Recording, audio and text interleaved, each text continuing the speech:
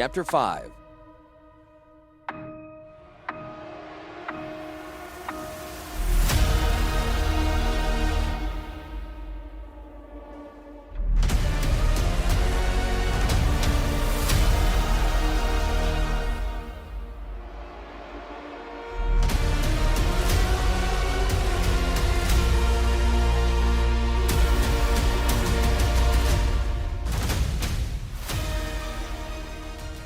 Hadad hated serving in Latula's side. Her one redeeming feature, in Hadad's eyes, was the small freedom she allowed him to leave her presence. As long as he performed the tasks she set and averted his eyes downward when she looked at him, he could avoid supervision. But serving as her aide meant long periods of time in the company of Keldons and was always dangerous. Hadad had learned something about Keldon society. There were levels of challenge and dominance. A Keldon did not have to meet the eyes of a superior or attack an inferior to express the power. Sometimes warriors attacked the equipment or a slave of another Keldon. Hadad saw servants cuffed, beaten, and even killed to express power or belittle a superior without a full challenge. Latula was a master of this technique. With a single well-placed blow of her staff, she could lay out a slave for days in excruciating pain without permanent harm. It wasn't kindness or pity that pulled her blow. An injured slave was a constant reminder of her authority and power. An inferior Keldon could not afford to kill one of a limited number of slaves. Latula's every cruelty was calculated for maximum pain and effect on those involved. "We'll be taking one of the small land barges today. Find the duty crew and instruct them to ready themselves," Latula had directed. A slave who ordered or commanded a Keldon warrior always risked death. The fact that Latula could use slaves to carry orders reinforced her authority in the camp. It was a delicate balancing act that Hadad must perform. Too submissive, Latula would punish him. Too forceful, and the barge captain might kill him for presumption. As Hadad considered Latula, he knew he would err on the side of arrogance rather than risk her displeasure. Besides, it was one of the few chances Hadad would get to tweak a Keldon's flat nose and not lose his head for it. Hadad had seen other sections of the camp since his inclusion in Latula's household, but had never ridden one of the small barges. The first step was finding where the small barge was located. Hadad stopped a slave he recognized as a crewman from his apparel and the tools in his belt. Barge slaves were allowed instruments that were considered weapons in others' hands. The sharpened quill or a hollow awl was sturdy enough to punch through leather armor. It pierced seals and drained out the magical elixir powering the Keldon barges. It was also used to fill reservoirs of refresh fluids quickly with the attachment of a simple bulb. He asked directions to the barges and their commanders in the extended camp. "This morning, they shoved us toward the corrals. The fighting broke out again and disturbed the colony." The slave gestured to the empty pack he carried over his shoulders. His body was scarred and bruised by the casual brutality many of the lowest status Keldons expressed, both to reinforce authority and prove their own positions. "I'm to bring cheese back if I can get any. There's ships coming in, we heard, and the storehouse may be relaxing the rations." The slave stepped off the warehouses. Hadad felt a little jealousy as he watched the man striding away. What was the man's name? He realized with shame he hadn't thought to ask. He was seeing more and more signs that life in Latula's household was changing him. The little courtesies were draining away and leaving watered-down Keldon arrogance. The man had obviously suffered more physical abuse than Hadad had, but despite his bruises, he was in better spirits. He was happier as a worker for the lowest commanders than Hadad was as Latula's voice. Hadad wondered how his own soul would fare a year from now as he set off for the small barges. Shouting and the odor from livestock pens were pervasive when Hadad finally arrived. The warriors here appeared only a little different from the slaves working on the barges. Hadad spotted the small purple standard flying over the overlord's tent. Lord Druick was reclining and napping in the surrounding noise. Hadad considered the titular commander of the small barge fleet with interest and a little wonder. Druick was huge, even for a Keldon. Muscles rippled as he stretched a little, his hand moving slightly as he dreamed. Druick's entire left side was damaged. His arm was missing from the elbow down. A hook was strapped on tightly, the straps circling the Keldon's chest, with studs liberally applied to the harness and a cup over the stump. The lower leg was likewise encased, and there were sheaths of 2 knives on either side above the knee. Hadad wondered why anyone with one hand would have weapons in so awkward a location. Druick's ribs on his left side were twisted and covered with scars. Druid was an anomaly to Haddad. Every Keldon he had ever seen held his place by force. Physical contests of strength were common even up the line of command. The jockeying went on at the highest levels of Keldon society. How a crippled warrior held even the ceremonial post of small craft commander was a mystery. A wave off to the side of a small tent caught Haddad's attention. A dainty table with a clerk sitting behind it looked over the stockyards and the men hauling away dung. As Haddad approached, an especially pungent waft of stench set him coughing as the fitful breeze turned, putting the tent downwind of the smell. Haddad's eyes watered as he stood before what must be the first real bureaucrat he had seen since he left the League territory. He couldn't believe how happy he was to see a petty official. "What do you want?" the little man droned as he shuffled some papers, suggesting his time was valuable. "I don't have all day, you know." The official was looking right at him, and Haddad was now more accurately remembering the aggravation petty officials could give. "The artificer Latula commands a small land barge and crew be assigned to her convenience immediately for a trip to the interior camps. Additionally, I'd like to know what you are doing here." Haddad could not keep hidden his admiration for the small scene of authority any longer. The small man smiled widely, his teeth coal black and his tongue a grotesque purple. He nudged a desk stool out and waved for Haddad to sit. His smile was amazingly ugly, but the good humor in it was a nice tonic to Haddad. He even offered Haddad some nuts as refreshment. "If you don't mind a smile like mine, these are really tasty." Haddad only nodded, but declined to sample the dish. The official was quite tiny and fine-featured. His eyes appeared to squint in the light, and his skin was pale. "My name is Fumash, originally of the Kipamo League Customs Service. Captured by longshore raiders as I inspected a cargo in harbor." Fumash was pensive, his hands slowly touching everything on the table as he spoke. "Not to dwell on the past, I arrived as one of the first slaves to this lovely port, and started at the bottom of the bottom. Keldons had just landed and we were setting up. The imported slaves thought me above myself, and so I ended up here." Haddad looked around at the small comforts Fumash arranged for himself, even an awning to be set up if the sun grew too strong. Fumash saw his disbelief. "Don't be fooled. This is the bottom of the line. The Keldons on the other side of this tent have no status and fit into no clan or structure. They man small land barges, able to carry a few tons of cargo or a small squad of men.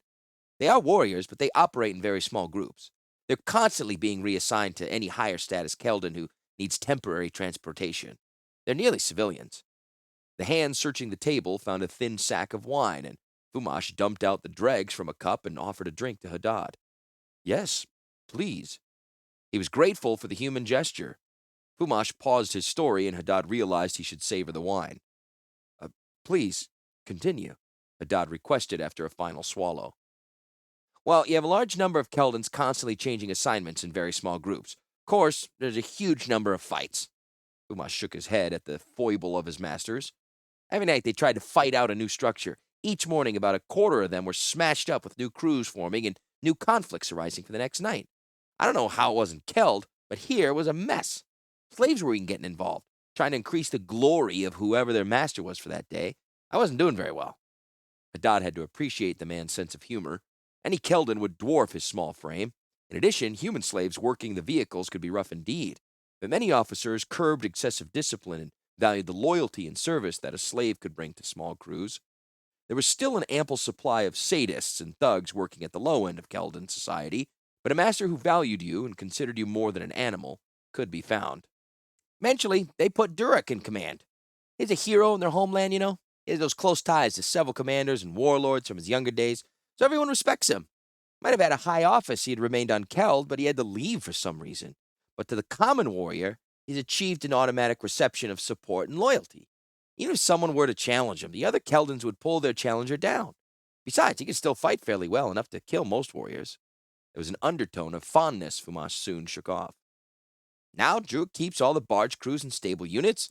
Warriors still fight over duties, but there's less violence, even if the arguments are just as loud. I was drafted to keep the records and clerk for Druid. I'm also the official recorder of bets," Fumash said. Haddad had to laugh. "A game monger? How could you, a slave, ever get the money to cover bets?" Haddad couldn't imagine any slave having real power. "I record the bets and oversee the gambling the warriors do to establish status and decide duty schedules. By having them compete against one another, the urge to dominate is assuaged, and the loser is willing to accept a loss. He knows there's a chance he can win back his place tomorrow." The actual loss of warriors and slaves to dominance fights are lower than any other section of the camp. I also receive some advantages since I record and adjust the odds for many of the bets, as a representative of Druid, of course. Fumash apparently realized how long he had been talking and got back to business. The land barge under Credal is on service today. It's at the back of the field, the figure of a toad on the body of the shield of his craft. Best you seek him now and ask him to report before the artificer grows impatient. Good luck to you. With that, Fumash began reorganizing his slates after checking off what must have been Credal's craft. Somewhat nonplussed by his abrupt dismissal, Haddad rose and set the empty wine cup on the edge of the table. He walked to the back of the tent and saw the small barges, only 3 times the length of freight wagons.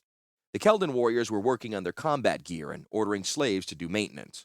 He turned one last time to look at Fumash and his small table embodying the height of human authority that Haddad had seen in the colony.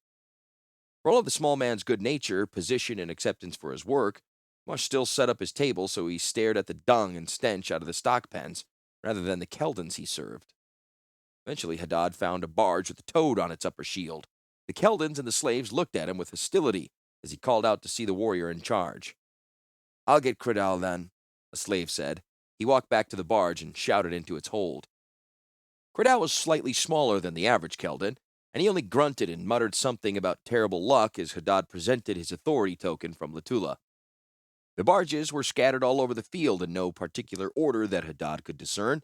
Each crew camped in and around their machine. Haddad could see arguments and shoving breaking out as crewmen moved equipment to stake out their space. The barges were tiny castles, and each had its independent army trying to conquer as much space as possible. I'd wonder what it looked like before Druid and Fumash organized the barge crews. "Gun up, whelp," Credal called. "Rest of you lots, get ready to part at once."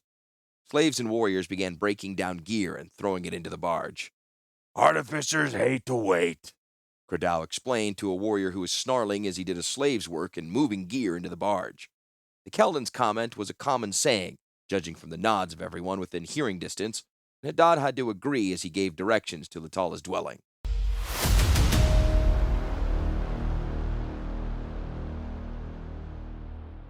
The barge traveled for hours in almost utter silence with only occasional orders from Latula to Credal. The normal chatter and noise of a working crew were swallowed up by the silence centered on Latula. When they began to draw near their destination, Haddad felt relief, even if the omens heralding their arrival were poor. It was the ungodly smell that signaled the camp. Haddad had seen massacres and smelled rendering yards, but the sheer scale of this stench rose far above any odor he had ever encountered. They were traveling down into a bowl of a long, stretched-out valley. There should have been a lake or a stream exiting toward the sea. Instead, there was a temporary barn surrounded by a wall of thorns and vines. There were animals caught in the spikes and tangles of the surrounding barrier. There were also bodies of slaves and even one Keldon guard trapped in the deadly brambles. The dead warrior's head slumped as if it was in sleep, the flesh rotting and tattered from the efforts of scavengers. A gate broke the mounds of brush, and Credal directed the vehicle with particular care as they entered. A bandaged and filthy Keldon left the darkness of the rough structure. He supported himself with a staff as he came to meet them. "Who comes to the clinging bogs?" he intoned as he shielded his eyes from the dim sunlight. He leaned on the staff and showed none of the vitality Haddad had seen even in the most crippled warriors back at the landing. "I am the artificer Latula, and I come for an accounting from the leader of this fortress." She looked around. There was only a great barn and nothing else. No barracks, cookhouses, or latrines. It was just a shell surrounded by disgusting mounds of decaying flesh and razor vines. "I wonder at the lack of guards. In fact, the smell is the only thing the enemy's Keld must fear. Where are your warriors?" "I am Lord Uret, and my warriors are where they are needed." Uret drew himself up a little straighter. He was shorter than many of the Keldons whom Haddad had seen. His face was gaunt and distorted by heavy brows and a massive jaw. His hands were huge, and swollen knuckles gripped his ebony staff. Haddad could see fine clothing under the mud, and he wondered how a commander could get in such poor state. Uret gestured at the green wood and piles of rotting vegetation, his staff dripping as it swung to emphasize his words. "This is just a way station. It doesn't need fortification or guards. If enemies ever try to burn it, I wish them luck. Only a mage could start a fire that could burn in these swamps. If I had more men, perhaps I could post a proper guard instead of trusting slaves. Urrit reined himself in with difficulty, and the passion that had animated his speech drained out of his face and posture. Latulla was nonplussed at the near tirade, and Hadad wondered how she would react after her anger had festered for a while. Certain changes must be made to your vehicle before you can continue, Urrit announced as slaves opened large doors in the central building. Without new traction devices fitted to your barges, you would mire before you reach the workings. I could provide some refreshment while the changes are made to your machine. I am unfamiliar with the operations out here. I thought the pits themselves were some miles further on. Latulla, grim as she was, faded into the background in the all-pervasive gloom. Who oversees the actual diggings? I am considered master of these bogs, artificer. If anyone can be called master. He walked farther out to the gate. Don't touch anything on the mounds. Try to walk on the bare soil or mud. Some of the barge slaves drifted closer to the wall of the greenery and were waved back. Lord Urrit turned and called to the sheds. Bring out the prisoner. I want to show our guests the strength of our fortress. The prisoner was tightly bound hand and foot and gagged for good measure. His Keldon guard was forced to carry him, and at every step the captive bucked and fought with a strength that would have seemed lunatic anywhere else. In the poor light and the surrounding desolation, the slave's energy seemed almost demonic. The guard threw the prisoner down. Please get rid of him now, Lord Urrit. I'm sick of him. Lord Urrit leaned on his staff and shook his head in agreement. Call out everyone. The lesson isn't worth much if no one sees it.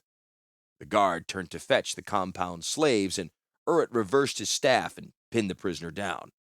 The slave was filthy, foul-looking, his features shadowed by mud and stained with juices from cut vegetation.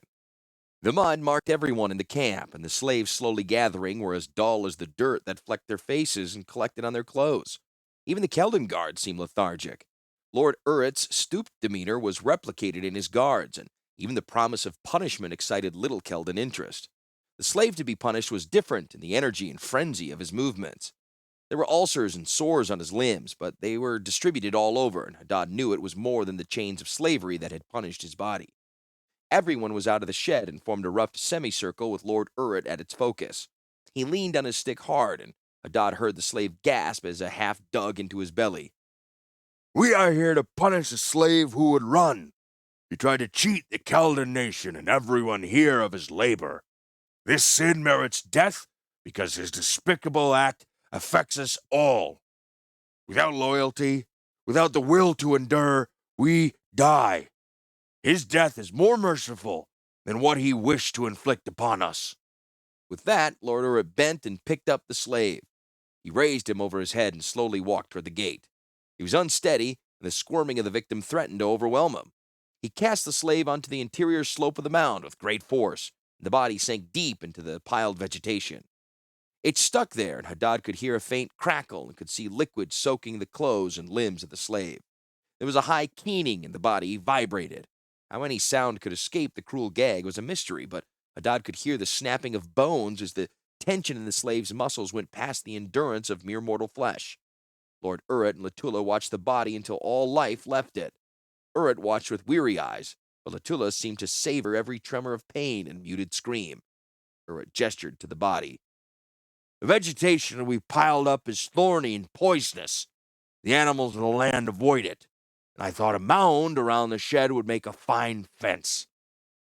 Unfortunately, it has taken root and new plants have begun to grow.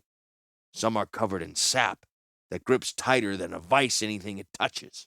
The other puts forth pods or buds filled with poison and seeds. When these touch flesh, they break, soaking into almost anything, driving tendrils throughout the victim's body. Thrown a chunk of firewood and found it rived by fronds in seconds. If we could, we would burn it, forget walls altogether, but it's too wet to burn, and now too dangerous to cut and remove. We merely keep the interior of the circle clear, and I wonder how much longer that'll be possible. Urrit said, the hate thick on his tongue. Burn it? Something so efficient and elegant in its operation? I think you're overwrought by your oscillation, Lord Urrit, Latulla said, enraptured by the sheer deadliness of the barrier. I believe these mounds serve your camp better than stone or wooden palisades. As I said before, this is not the main camp. The barrack and my quarters are located 3 miles up that rise. Urt pointed up the slope of a gentle hill to where a muddy trail went up and over the side. We had to go that far to get away from the stench and find ground firm enough to build on. I also wanted a well with water I could trust. Interesting, but I didn't come here to get a history. I came to find out why production is so low. The largest concentration of tufa within easy distance of the camp was detected here, yet nothing has come out of these bogs despite the number of guards, slaves, and materials you have requested and received. Littula was calm in her delivery, but the threat and anger behind her words was clear. I'm not sure you'll ever get any hero's blood from this land of muck. Urt was intense and livelier as he defended himself. As foul and difficult as the land is here, it's much worse at the workings. Till you've seen them, you can understand nothing. Urt gripped his staff tighter and met Littula's eyes directly. I will escort you myself. You will see that whatever your desires, the land will not meet them.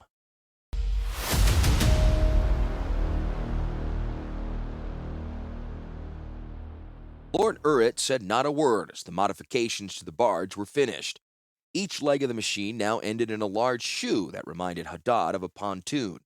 The slaves finished tightening the last few bolts very slowly, even after seeing the slave's death. We work in a land more treacherous than any enemy's heart, Urt explained.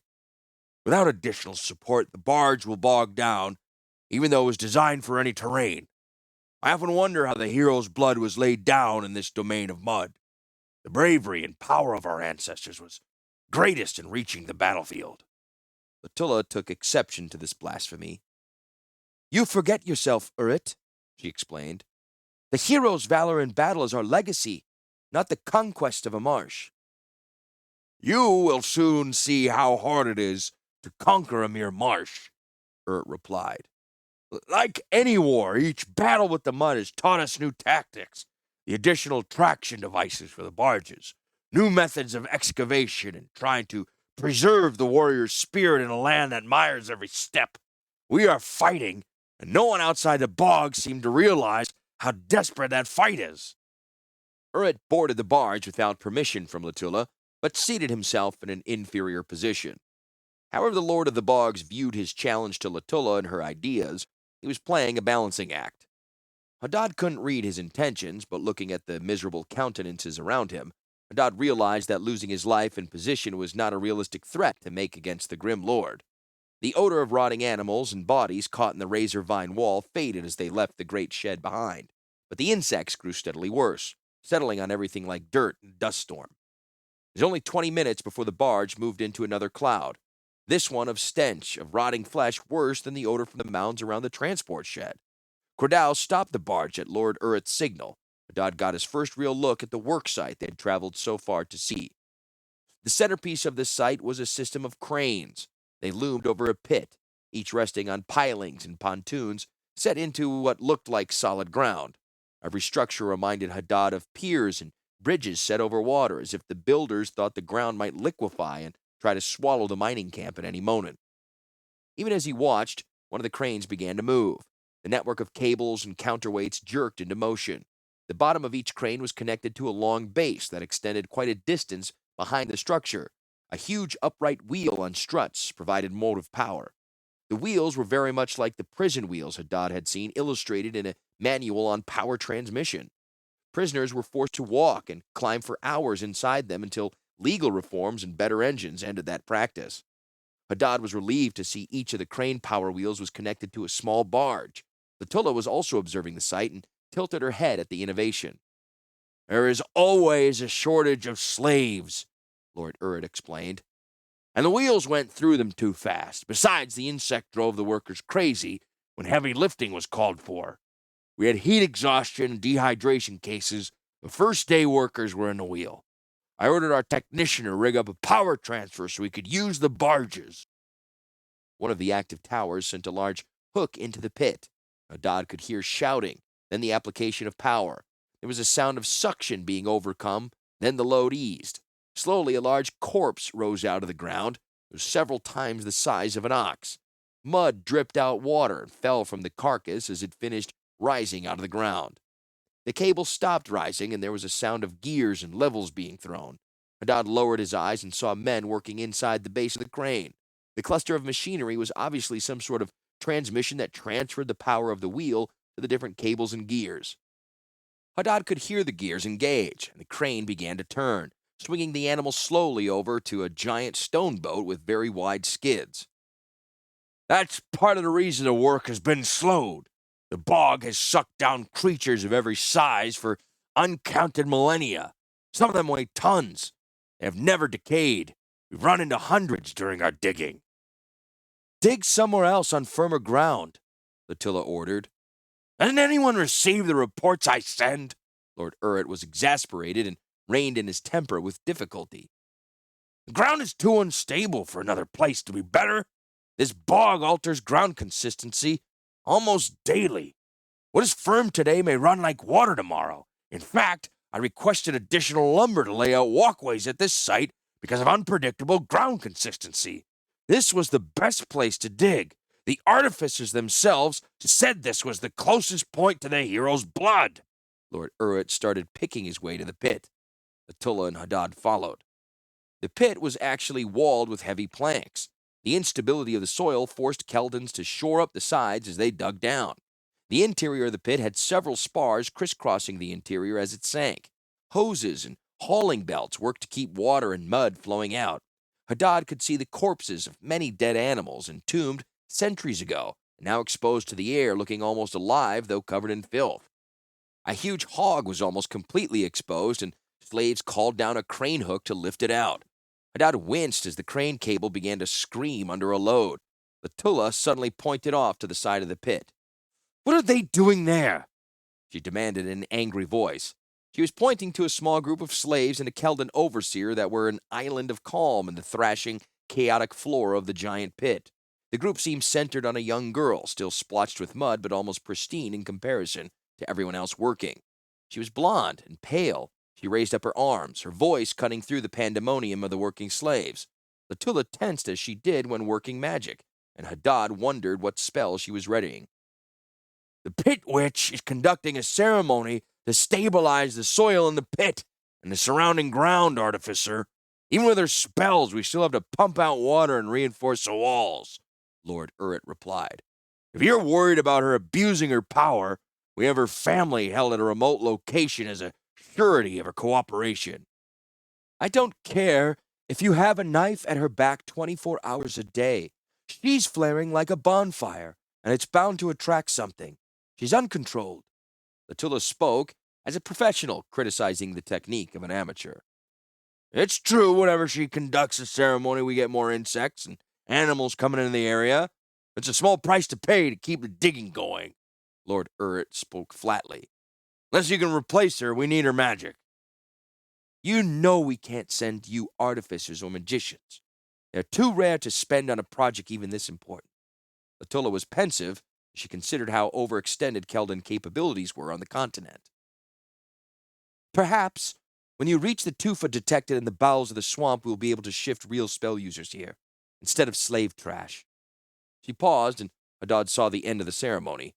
The ground everywhere in the work site seemed to quiver slightly, and on the pit floor, workers no longer fought suction as they moved soil and animal bodies to pallets to be lifted out. The soil being turned and moved could have been from rich farmland instead of a near swamp. It's temporary, of course, Lord Urret said as even more frantic activity began on the pit floor. More workers were moving down ladders bolted to the wooden support walls. All the cranes were lifting out soil, and gangs of men at the rim moved wooden support sections to be lowered into the pit. In less than an hour, the ground will start turning into mud. The pumps will be losing ground. Keeps getting worse the deeper we go. We still don't know where the bottom is. It is that fact which will keep this a low-priority operation, Urret, Attila replied. I will report home you are doing your best, but success is unlikely. For now, conquest of the western mines is a sure supply of tufa than your diggings here. Urret bridled at the statement that what he was doing was not very important, but remembering Latulla's power and position, he merely looked to the side. The inspection was over, and the artificer turned and walked quickly to her vehicle. Haddad ran ahead to ready the crew. Knowing the importance of this place, he continued to look around, memorizing the layout for the debriefing he would receive if he ever managed to escape. It was his eye that spotted movement outside the camp first. He stopped just as he reached the craft. Cordell was overseeing maintenance and followed Haddad's eyes as the slave skidded to a halt. Darba! Cordell cried in a voice that resounded over the entire camp. The Keldons shouted with such force that when he tried to order the crew, he could only gape like a fish for a few moments. Haddad saw a creature related to the Paria, a giant carnivorous board, but as it came closer, he gasped at its size. The monsters of the plains were flocks of chickens in comparison to this beast. It was at least 25 feet tall. Its feathers were green and brown, decent camouflage perhaps, when it was a chick, but silly on a bird that could snatch up an ox. It moved toward the mound of dead animals hauled out of the pit. The huge muddy pile was obviously awaiting transport to a distant dumping site, but the bird had homed in on this pile of carrion rather than a huge mound of corpses that must exist somewhere else. Ready for battle! Cordell croaked and scooped up Haddad. Throwing him into the barge, the crew scrambled among the gear. A large ballista was yanked from a crate and set on a stand bolted to the floor of the vehicle. Keldons from around the camp were converging on the vehicles and yanking out weapons and armor. But all the other barges were secured to cranes supplying power or attached to trailers piled high with debris. Only Cordell's craft was ready for quick action. Haddad had no idea what to do, so he helped another slave move a heavy spear and put it into the brackets set into the floor. The craft sprouted lethal quills as Cordell called for action. Haddad gripped the deck as the barge began to turn. He could see Lord Urt at the base of the crane trying to get a barge unhooked. Attila retreated to the edge of the pit. Hurry! Securing that bow! Cordell directed the slaves. Find the bolts and ready for a run! The two men he was pointing at stumbled to the gear and began digging for the bolts buried under Latula's baggage. They tore loose the restraints, and the containers spilled throughout the interior as Cordell increased speed. Put that crap over the side! He commanded Haddad and another man. Haddad was throwing out Latula's cases before he realized it. Perhaps he would die and the artificer would be unable to punish him. They completed their turn and were aimed at the carrion collection. The bird was pecking at the mound of flesh. Haddad was surprised to see the bird's wings holding the carcass of a great hippo. The wings were canted forward unnaturally. Haddad noticed what appeared to be arms at this angle. The bird cut another chunk off, then fully extended its neck, regurgitating what it had eaten to spray across the pile of meat. The corpses had not aged to the bird's taste while entombed in the mud. The movement of slaves caught its attention, and it turned and stepped quickly into the pit. Those still standing dived into the excavation. The fortunate were climbing down the walls or sliding down cables. The screams of the unfortunate cut off as they reached the bottom ahead of the rest. The Keldons were roaring defiance, and the group under Lord Urt charged, the rush accelerating until it reached the creature. The beast's head dipped down and it snared a pair of warriors. One was crushed to death, the other looked like a doll caught by its arm as the Darba's head rose out of the crowd. The victim's screams and the warrior's desperate attacks against its beak irritated the bird, and its forelimbs stabbed talons into the body. Stilling it, the bird gulped down fresh meat. Get out of the way! Cordell boomed as he directed the barge after the bird. The predator stalked through the heart of the camp, its head diving to snare a victim and cut the man to pieces. It killed without eating, leaving a trail of body parts. The camp slaves who fled from its attack were blocking Cordell's path. Fire the bow, you cowards! The ballista was finally mounted and discharged. The Darba's call of pain drowned out the rest of the camp as the bolt punched through the muscle of its leg. Aim for the body, you idiots! Cordell ordered. We're too close, Ashface! The slave screamed back, the moment overwhelming healthy survival instincts. The ballista was powerful enough to kill, but the angle was too steep to hit the vital organs of the bird, while the barge was so near. Cordell's response was to ram the great bird. The barge came to a near halt as it hit the monster's leg. The multiple legs of the barge pushed up hummocks of dirt as the vehicle tried to trample the Darba. The bird slammed down on the barge's overhead shell. The wooden canopy above Haddad's head proved stronger than the League technician had feared, withstanding the weight of the giant monster. Unfortunately, the weight was too much for many of the barge's legs. Haddad heard seals exploding under the sudden spike in pressure. The bird rolled off the top of the vehicle to the ground. Haddad could smell leaking hero's blood as the bird struggled upright. Get some distance before we lose all power, Haddad shouted. If the barge stopped dead, the bird would dig out the crew like meat from a nut. They needed more time at distance for a ballista shot. The slaves manning the weapon were dazed and scrambled to load another bolt. Maybe the artificer can kill it, Someone said. Keldons sent the machine in a curving run along the edge of the pit. The collapsed legs gave the barge a rolling gait, the crew stumbling as the deck pitched beneath them. Hadad could see Latula with her staff raised for a blow and wondered if her usual method of chastisement could work on a creature weighing tons. As the Keldon stick fell, a wave of fire built and raced toward the creature. Unfortunately, the barge's malfunctioning controls took it into the spell's path. The men working on the ballista flamed into charred husks, and their bodies broke into pieces as they fell. Hadad looked out the other side of the barge, following the fire line as it converged with the Darba, but the fire slowed and subsided as it reached the creature, the flames seeming to sink into the ground. When it hit the bird, it was far smaller and slower than Latula had planned. The spell covered the bird in fire, and Hadad believed the battle over, and the flames died and left the monster standing. The feathers that covered the bulk of the bird's body were carbonized. As it took a few breaths, most of its feathers fell like melting snow off a roofline. Its flesh was red, burned, and its cries squealed through the air. The line of fire had crossed through the barge, and when the beast's head dropped down, Hadad knew who it blamed.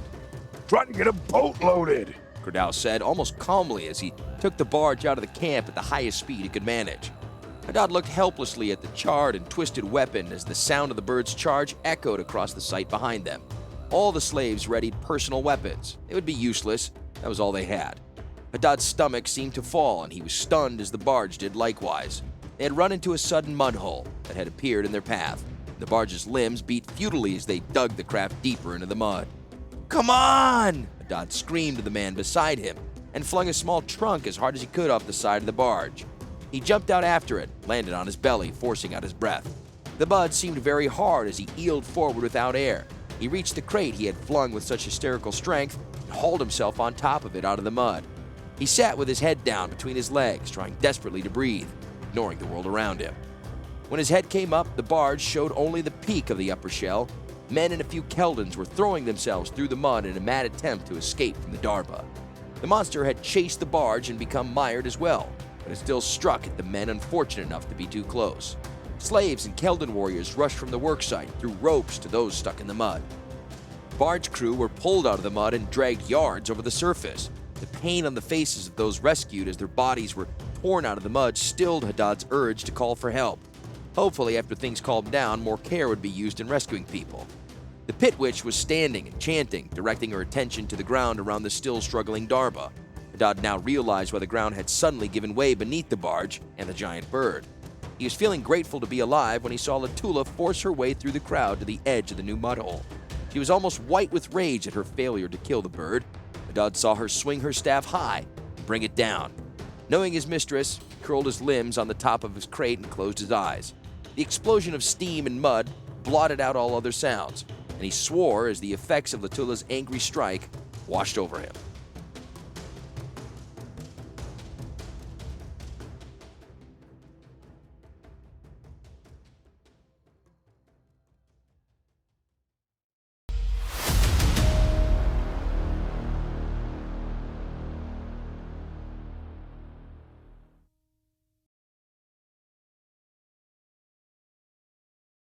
Hadad came to on the floor of a land barge. Outside, he could hear Latula and Urrit talking. He slowly sat up to observe the conversation. He winced in pain and wondered at the numbness of his hands and face. His arms were smothered in some medicinal salve, and he knew it must be numbing extreme pain. The entire encampment was getting into wagons and sleds hooked up to the land barges. The site was closing down for the night, and the workers were getting ready to move the firmer ground of the housing camp. We must have more barges. War mannequins, Urrit was saying. Losses would have been much smaller with decent heavy weapons. First time a Darba has gotten into the site. We've seen him before. Send more material. He was emphatic, but his lowered eyes spelled out his inferior status before the artificer. Keld cannot afford to reinforce failure. You will have to succeed with what you have before we can move more equipment to you. Latula looked over the site one last time. Dismount all the barges supplying power and go back to using slaves in the wheels. The barge's weapons can kill the birds if you use them properly and at a distance. That means more slaves will die, and we'll have to implement harsher discipline to keep them at work, Lord Urrit replied. It's more cost-effective to use machines if possible. We can always find more slaves, Attila said derisively. We expect to have more prisoners coming in soon. Until then, make the Mud Witch work harder. You must succeed in producing tufa from the depths of the swamp. I or another artificer will be out here in a month to see that you do.